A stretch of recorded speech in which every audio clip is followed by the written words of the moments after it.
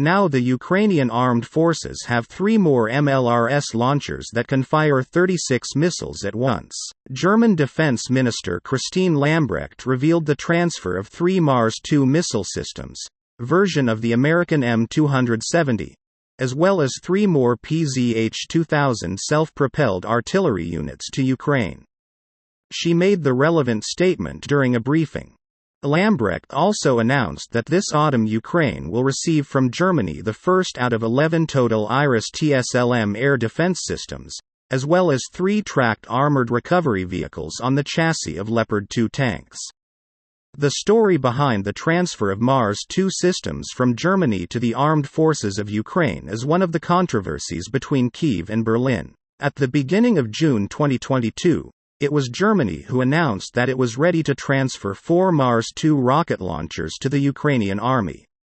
In the process, it turned out that the Germans could deliver not even 4, but only 3 Mars 2, not to mention those would arrive not sooner than in September 2022, because it was necessary to install the appropriate software for firing GMLRS-guided rockets on these complexes. Back then it looked more like an excuse for Berlin not to give weapons to Ukraine. Although here the German establishment simply failed to shed light on the problem through the media correctly. Indeed, the German Mars 2 systems did not have the software necessary to fire GMLRS missiles. Back in 2018, the Germans awarded the contract for the modernization of their MLRS to their British and American partners. They were meant to upgrade the German MLRS to the Mars 2 level to be able to fire GMLRS-guided missiles, says Defense 24 with a reference to Business Insider. The deadline for the completion of the works was 2022. This circumstance was behind Scholz's previous statement that he would be ready to hand his Mars 2 systems over in a few months.